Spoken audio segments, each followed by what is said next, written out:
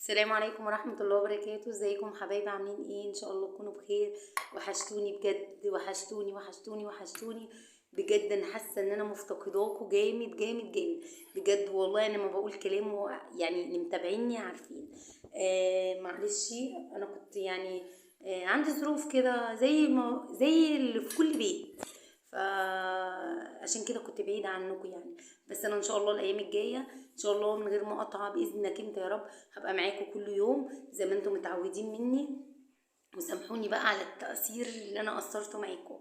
طبعا حتى في العيد ما قلتلكوش كل سنه وانتم طيبين، كل سنه وانتم طيبين، كل سنه وكل حبايبي طيبين، كل سنه وكل جيراني وصحابي واهلي وولادي وكل من عيني ترقاه او كل اللي بيعزوني طيبين وبخير وبصحه وسعاده.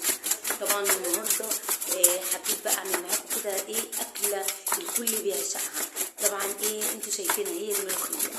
طبعا الملوخيه النهارده نعملها بطريقه مش طريقتنا التقليديه، بطريقه تانية. يمكن انا عملتها قبل كده في فيديو، بس النهارده بقى يعني هعملها لكم خطوه بخطوه عشان اللي مش عارفه الطريقه دي او ما شافتهاش قبل كده هتشوفها معايا النهارده. بس ما تنسيش تشتركي، ولو انت مش مشتركه ما تنسيش تفعلي زر الجرس ولايكاتك بقى الحلوه دي وكومنتاتك الجامده دي. طبعا من هنا ورايح بقى هبقى معاكم، بس انتوا توعدوني ان انتوا على طول كومنتاتكم الحلوه دي بتديني حافز ان انا اكمل معاكم. طبعا انا جبت الملوخيه غسلتها غسله كويسه، لان الملوخيه اليومين دول يا جماعه مليانه طينه ومليانه رمله، حتى لو مش فيها طينه لازم تغسليها غسله كويسه لغايه ما الميه تبقى شفاف كده. وبعد كده بقى حطيها تحت مروحه، اعصريها بقى في عصاره تبع ما انت عايزه، بس اهم حاجه ان هي تتغسل غسله كويسه. غسلتها حطيت عليها كام فص توم كده فريش وفلفل شطه بقى او بارد، بس اهم حاجه ان يكون سبايسي بتخلي الملوخيه في حته تانيه. طبعا وخرطتها خرطه حلوه كده. طبعا انا لسه ما كملتش تخريطتها، بس انا بوريكم ان انا هقلي بقى بتنجان كده قطعت حلقات وفلفل اعمله دقه حلوه كده زي ما في اول الفيديو. طبعا الملوخيه ما تاكلهاش الا بالبتنجان جبتوا بقى البتنجان ابو دقه ده، بتسيبي الملوخيه وتاكلي البتنجان. بس انا النهارده في الفيديو ده هتاكلي البتنجان والملوخيه مش قادره اقول لك، ولا تقولي بقى لحمه ولا فراخ ولا اي حاجه خالص. هنعملها النهارده بطريقه حلوه، وممكن ما تدخليش المكون اللي انا هحطه فيها، تعمليها بالطريقه دي هتبقى حلوه قوي. عشان لو ما عندكيش شوربه، ما عندكيش شوربه لحمه شوربه فراخ، ما عندكيش يعني ممكن تعمليها بالطريقه دي من غير اي حاجه وهتطلع معاكي زي العسل كده تستاهل بقى. طبعا البتنجان هنا انا قليته، كل شويه بقى باخد خرطه كده وارجع تاني. عارفين بقى الملوخيه لازم تخرطيها بالمخرطه كده بيبقى لها نفس وطعم كده زي ايام زمان كده. تحسي ان الملوخيه ما بتحلاش الا بالمخرطه، ما بتحسيش الملوخيه الخضراء والطشه بتاعتها الجامده دي الا لما تخرطيها بالمخرطه. الملوخيه بتاعتنا البلدي كده بتاعت زمان، وتقعدي كده على الارض كده وتخرطيها خرطه لغايه ما تخليها ناعمه زي الحرير. طبعا قليت بقى الفلفل والبتنجان اهو، وهعمل لهم بقى دقه كده بقى بالثوم والفلفل بقى والليمون. مش قادره اقول لكم بقى دقه اللي انتوا عارفينها الجميله اللي بتطلع من ايديكم زي العسل دي. طبعا جنب الملوخيه لازم لازم لازم لو فلفل حتى مقلي، مفيش بتنجان يبقى فلفل، مفيش فلفل يبقى فيه بتنجان. حاجه تساعدك ان انت لما تيجي تاكلي الملوخيه، هي الملوخيه كده يعني. انا حبيت النهارده ان انا اعمل الغدا بتاعنا هو الغدوه الحلوه دي. بصوا مش قادره اقول لكم بيعشقوها. طبعا بعد ما قليت البتنجان والفلفل بالقليه الحلوه دي، القليه البني الجميله دي اللون الذهبي الحلو، وعملت الدقه بقى زي ما انا قلت لكم بالثوم والفلفل، اعصر عليها قصره ليمونه كبيره كده عشان الليمون بيدي مزازه كده للبتنجان بيخليه حته تانية. طبعا الدقه اهي هحطها بقى رشها عليه وكده دق البتنجان بدقه كده خلص.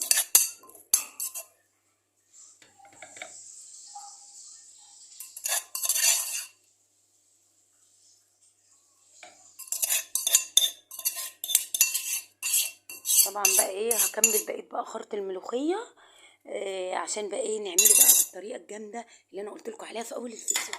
طبعا طريقه الملوخيه دي، الطريقه دي هتغنيكي ان انت حتى لو ما عندكيش لحمه وفراخ، ما عندكيش حاجه ان انت تعملي بيها الملوخيه، تعمليها بالطريقه الجامده دي. هنجيب بصلايه كده وسط، ونجيب حله وفيها حته سمنه زبده تبع اللي عندك، بس اهم حاجه تكون سمنه او زبده تكون كويسه، زيت لا.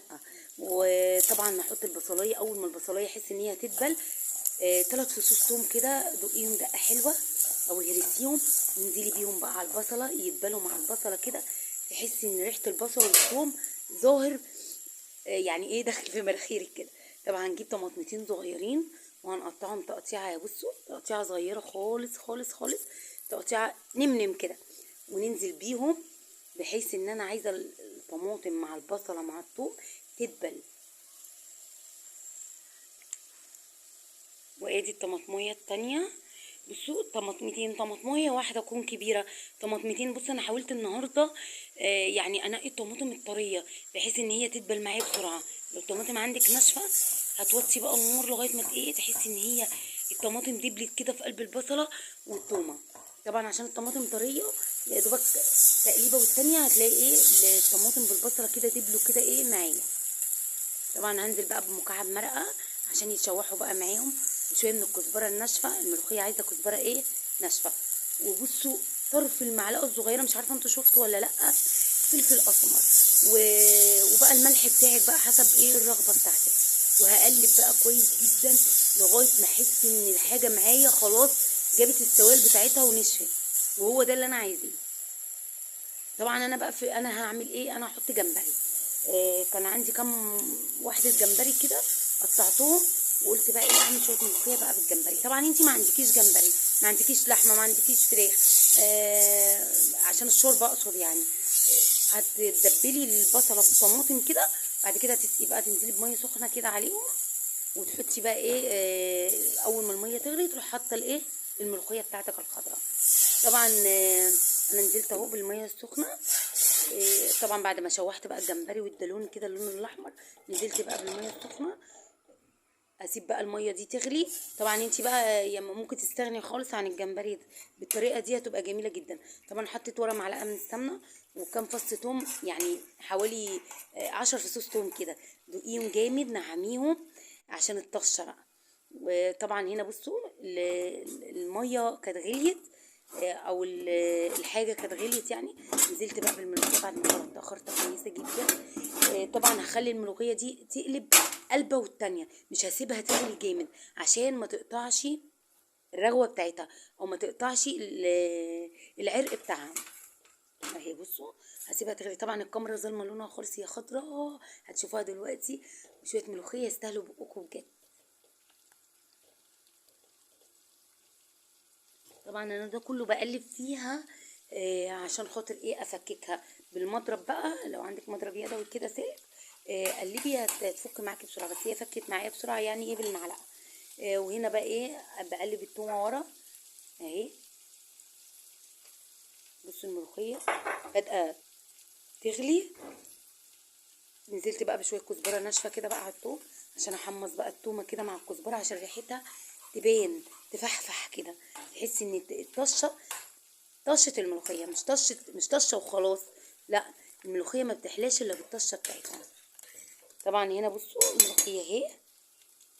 طبعا اول ما التومه تصفر كده او تدي اللون الذهبي الجميل كده هترشها. بصوا كده الملوخيه خلاص، شايفين الرغوه بتاعتها او العرق بتاعها اهو على الوش. طبعا مش هسيبها تغلي اكتر من كده، هطفي عليها بس هنزل بطشه التومه الاول. بصوا التومه ولونها وجمالها يا محلاها طشه الملوخيه. عارفين انتوا الطشه الجامده دي؟ عارفه انتوا سامعينها ولا لا؟ اهي خطيره بجد بجد. بصوا شايفين شويه ملوخيه بجد عسل عسل عسل عسل عسل، بألف هنا وشفا لكل اللي كل منها.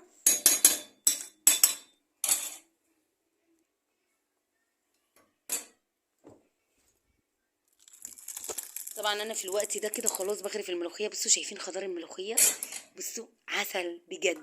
انا جبت نص كيلو من الملوخيه، بصوا ما خدش مني اي حاجه، قطفته في ثانيه وغسلته وسبته اتهوى كده عشان الميه، عشان لما اجي اخرطه يكون ناشف. حطيته تحت مروحه صراحه في الصينيه كده، فرطته وعملته بقى زي ما انتم شايفينه بالطريقه دي.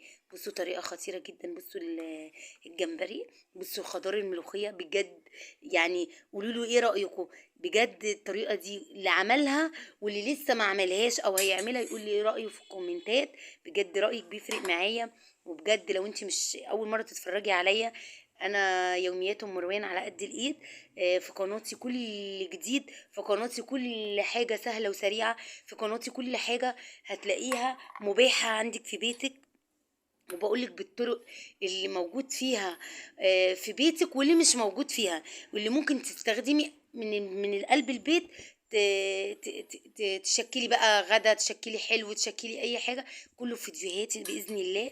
اتمنى ان انتوا تدعموني باللايك وبالشير، ولو مش مشتركه تشتركي، ولو مشتركه ما تنسيش تفعلي زر الجرس عشان يوصلك كل اشعار مني كل ما يجيلك فيديو. لو ما فعلتيش زر الجرس مش هيوصلك اشعار بالفيديوهات الجديده. وكده ما تنسوش بقى تنسوا لي ده، تدعوا لي دعوه حلوه من قلبكم. والسلام عليكم ورحمه